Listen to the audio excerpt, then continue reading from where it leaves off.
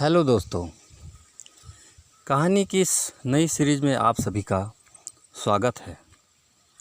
आज की इस कहानी का नाम है बेड पर सूसू करने वाली बहू। यह एक सास बहू स्टोरी है। दोस्तों, ये एक मोरल स्टोरी है। तो आइए चलिए हम आप लोगों को कहानी की तरफ ले चलते हैं। निखिल और आयुषी अपनी कार से रात में कहीं जा रहे थे। निखिल कार ड्राइव कर रहा था, तभी अचानक आयुषी को सूसू लग गई। आयुषी, निखिल मुझे बहुत ज़ोर की सूसू आई है। निखिल, आयुषी घर पर चलकर कर लेना, चारों तरफ जंगल है, यहाँ कोई वॉशरूम तो है नहीं। आयुषी, तब तक तो निखिल निकल जाएगी, जल्दी कुछ करो वरना मैं कार में ही कर दूंगी। निखिल, नहीं नहीं रुको, मैं गाड़ी साइड में लगाता हूँ, यही रोड के किनारे तुम सूसू कर लेना। आयुषी कार से बाहर निकली और वहीं सड़क के किनारे बैठकर सूसू करने लगी। वो काफ़ी देर तक सूसू करती रही, लेकिन उठने का नाम नहीं ले रही थी। निखिल, अरे हो गया क्या? आयुषी, अरे 1 मिनट रुकिए तो। आयुषी कम से कम 1 घंटे तक सूसू करती रही, लेकिन वहाँ से उठी नहीं। निखिल परेशान हो गया। आयुषी, निखिल, आयुषी 1 घंटा हो गया, कितना सूसू करोगी? पूरा समुंदर पी गई क्या? आयुषी सूसू करती जा रही थी, लेकिन उसकी सूसू रुक नहीं रही थी। सूसू करते करते अचानक उसकी नींद खुल गई, क्योंकि वो ये सब सपने में देख रही थी। तभी उसे एहसास हुआ कि उसने बिस्तर पर ही सूसू कर दिया है। आयुषी, ये क्या? मैं तो सपने में सूसू कर रही थी, बिस्तर पर ही सूसू कर दिया। आयुषी ने धीरे से कंबल उठाकर देखा तो निखिल की पैंट भी भीगी हुई थी। यानी आयुषी से इतना ज़्यादा सूसू कर दिया था कि उसकी सूसू से निखिल भी गंदा हो गया था। लेकिन वो बेचारा सो रहा था, उसे इस बात का अंदाज़ा भी नहीं था। आयुषी चुपचाप सो जाती है। सुबह मैं सारा इल्ज़ाम निखिल पर डाल दूंगी। आयुषी जल्दी उठ गई और उसने नहा धो लिया। वो चाय लेकर निखिल के पास आई और उसे जगाया। आयुषी, अरे निखिल उठिए ना, आज आपको ऑफिस नहीं जाना क्या? निखिल, अरे सोने दो ना आयुषी, मैं लेट भी चला जाऊंगा तो बस बास मुझे कुछ नहीं करेगा। आखिर तुम्हारे भाई उस कंपनी के मैनेजर हैं। आयुषी ने निखिल के ऊपर से कंबल हटा दिया। उसकी पूरी पैंट गीली थी। आयुषी ने इस मौके का पूरा फ़ायदा उठाया। आयुषी, अरे ये क्या, आपने तो बच्चों वाली हरकत कर दी।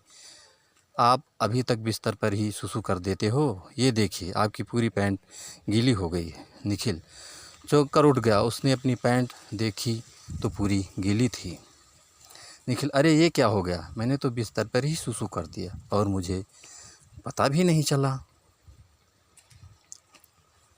प्लीज़ माँ को कुछ मत बताना, मैं जल्दी से नहा लेता हूँ और तुम जल्दी से बेडशीट बदल दो। निखिल उस घर में जमाई था। इतने में आयुषी की भाभी राधिका वहाँ पर आ गई। राधिका, मैंने सब कुछ देख लिया। नंदोई जी, आप तो आज भी बिस्तर पर सुसु कर देते हो। निखिल, भाभी जी मुझे बिल्कुल पता नहीं चला ये सब कैसे हो गया। निखिल तुरंत बाथरूम में घुस गया और नहाने लग गया। आयुषी ने बेडशीट बदल दी। आयुषी की माँ, अरे बेटा कितना काम करोगी, चल बहू ने नाश्ता तैयार कर दिया। राधिका ने नाश्ता बना दिया। निखिल, मोहन, आयुषी और उसकी माँ ने नाश्ता किया। निखिल और मोहन अपनी टिफ़िन लेकर ऑफिस चले गए। दोपहर में टीवी देखते देखते आयुषी की नींद खुल आ गई। आयुषी, माँ, भाभी, सब लोग टीवी देखो, मुझे तो बहुत नींद आ रही है। हाँ हाँ बेटा जा। भाभी, हाँ जाइए ना जी, निखिल ने सुसु कर दिया था इसीलिए मुझे जल्दी उठना पड़ा होगा, जा थोड़ा आराम कर ले। आयुषी, भाभी माँ के सामने तो रात का ओह सासू माँ को नहीं बताना था। खैर आयुषी अपने कमरे में जाकर सो गई।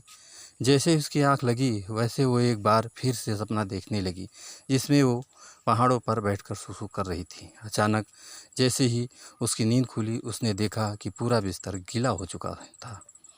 आयुषी, ये क्या हुआ? मैंने तो दिन में ही बेड पर सुसु कर दिया, रात में तो मैंने सारा इल्ज़ाम निखिल पर डाल दिया था, पर अब मैं क्या करूं? जल्दी से बेडशीट बदल देती हूँ और थोड़ा सा परफ्यूम भी डाल देती हूँ ताकि महक ना आए। आयुष ने जल्दी से बेडशीट एक बार फिर से बदल दी और पूरे बेड पर परफ्यूम डाल दिया। इतने में उसकी माँ कमरे में आ गई। माँ, अरे आयुषी, तू तो यहाँ सोने आई थी, ये बेडशीट क्यों बदल दी तूने? अभी सुबह तो बदली थी। अब आयुषी को समझ में नहीं आ रहा था कि वो अपनी माँ को क्या जवाब दे, लेकिन किसी तरह उसने बात को संभाला। आयुषी, माँ, वो इस बेडशीट से बहुत बदबू आ रही थी, इसीलिए मैंने चेंज कर दी। माँ, ठीक है, इसमें घबराने वाली क्या बात है बेटा? मैं तो तुझे बताने आई थी कि पड़ोस की तेरी निर्मला काकी आई हुई हैं, वो बोल रही हैं कि तेरी बेटी के हाथ की चाय और पकौड़ी खानी है। आयुषी, हाँ माँ, आप लोग गप्पे मारो, तब तक मैं चाय और पकौड़ी बना लेती हूँ। आयुषी उन लोगों के लिए चाय पकौड़ी बना लाई। तभी अचानक आयुषी की माँ ने कहा, अरे तुमको पता है मेरा दामाद तो अभी भी बच्चा है, कल रात उसने बेड पर ही सुसु कर दिया। आयुषी मन में, सुसु तो मैंने किया, लेकिन मेरी वजह से निखिल की बेइज्जती हो रही है। अब काकी ये बात पूरे गांव में बता देंगी। आयुषी, अरे अम्मा, ये बात आप काकी को क्यों बता रही हो? निखिल बड़े हो गए हैं, अगर उन्हें पता चला तो क्या सोचेंगे? खैर रात हो गई है और निखिल अपने घर वापस लौट रहा है। निखिल जैसे ही घर पहुंचा तभी पड़ोस की एक चाची ने उसे रोकते हुए कहा, अरे दामाद जी आ गए काम से? निखिल, हाँ चाची, बस आ ही गया, घर ही जा रहा था। आप बताइए छोटू कैसा है?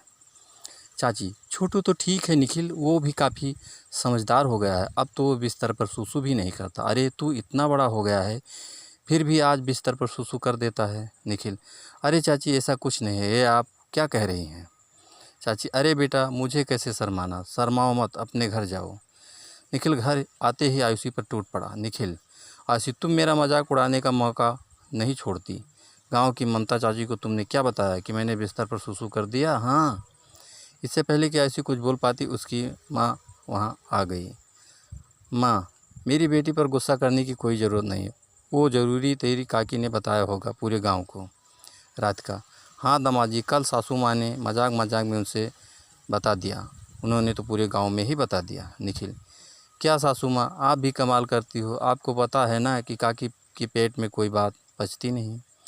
खैर निखिल खाना पीना खाकर सो गया। रात में एक बार फिर से आयुषी ने एक ऐसा सपना देखा जिससे वो किसी राजमहल में सुसु कर रही थी। जैसे उसकी आँख खुली उसने देखा कि उसने फिर से बिस्तर पर सुसु कर दिया है। निखिल की पैंट थोड़ी सी गीली हो गई थी। उसने सोचा, ये सब क्या हो रहा है मेरे साथ? जब भी सोती हूँ बिस्तर पर सुसु कर देती हूँ, चुपचाप सो जाती हूँ। अगर किसी को पता चला कि मैं ही बिस्तर पर सुसु करती हूँ तो मेरा तो वाट लग जाएगी, सबसे ज़्यादा भाभी मेरा मजाक बनाएंगी। अगले सुबह जब निखिल सोकर उठा तो उसने देखा कि उसकी पैंट फिर से गीली थी। आयुषी ने फिर से चादर बदल दी।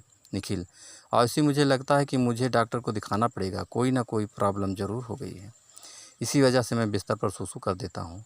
सासू माँ, भैया, भाभी क्या सोचेंगे मेरे बारे में? निखिल ऑफिस जाने से पहले डॉक्टर के पास गया और उसे सारी बात बताई। डॉक्टर ने निखिल का चेकअप किया और कहा, देखिए मिस्टर निखिल, आपकी रिपोर्ट तो बिल्कुल नॉर्मल है, मुझे नहीं लगता कि आप बिस्तर पर सुसु करते होंगे। खैर निखिल डॉक्टर के पास से वापस आ गया। शाम को जब वो अपने घर लौट रहा था तब गाँव की कुछ लड़कियाँ और औरतें उसका मजाक उड़ाने लगीं। लड़का, क्या जीजा, रात को हमारी दीदी को देखकर सुसु आ जाता है, क्या आपको इतना डर लगता है उनसे? औरत बीबी का डर तो हर किसी को होता है। खैर निखिल कुछ बिना कुछ बोले वहाँ से वापस अपने घर गया। उसने सारी बात अपनी पत्नी को बताई। निखिल, आयुषी, डॉक्टर ने तो बता दिया कि मुझे कोई समस्या नहीं, फिर पता नहीं क्यों मैं रात में सुसु कर देता हूँ और मुझे पता भी नहीं चलता। आयुषी बेचारी कुछ नहीं बोल पा रही थी। उसे तो पता ही था कि बिस्तर पर सुसु निखिल नहीं वो बल्कि वो खुद करती है। रात में निखिल छत पर इधर उधर टहलने लगा। उसने सोचा, कहीं ऐसा तो नहीं कि बिस्तर पर सुसु मैं नहीं बल्कि आयुषी करती है, लेकिन इस बात का पता कैसे चलेगा? तभी अचानक निखिल के दिमाग में एक आइडिया आ गया। आयुषी, आप इतनी रात में कहाँ जा रहे हैं? निखिल, आपने कुछ बताया भी नहीं। निखिल, अरे मैं तुमको बताना ही भूल गया, अभी जस्ट 10 मिनट पहले मेरे स्कूल के दोस्त का फ़ोन आया था, आज हम सभी स्कूल के फ्रेंड मिलने वाले हैं, तो मुझे जाना पड़ेगा, वरना मैं कल सुबह अमेरिका निकल जाऊंगा। आयुषी ठीक है, इससे परेशान होने वाली क्या बात है। निखिल घर से बाहर निकल गया, लेकिन वो कहीं ना गया बल्कि अपने कमरे के पीछे खड़ा हो गया और खिड़की से सब कुछ देखने लगा। निखिल, आज रात मैं आयुषी पर नज़र रखूँगा। अगर इसने बिस्तर पर सुसु की तो ये बेडशीट ज़रूर चेंज करेगी। रात में फिर से आयुषी के बिस्तर पर सुसु कर दी। आधी रात को जब उसकी नींद खुली तो उसे इस बात का पता चला। वो तुरंत ही बेडशीट चेंज करने लगी, लेकिन तभी निखिल बोल पड़ा। निखिल, पकड़ लिया, इसका मतलब बिस्तर पर सुसु मैं नहीं बल्कि तुम करती हो आयुषी। आयुषी, मुझे माफ़ कर दीजिए निखिल, मैं ही हर रोज़ बिस्तर पर सुसु कर देती थी और आपका नाम लगा दिया करती थी हर बार।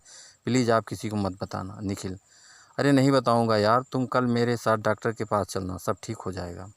अगले ही दिन कोई बहाना बनाकर निखिल आयुषी को डॉक्टर के पास ले गया। डॉक्टर ने जब उसकी जांच की तो पता चला कि उसकी किडनी में कोई समस्या थी।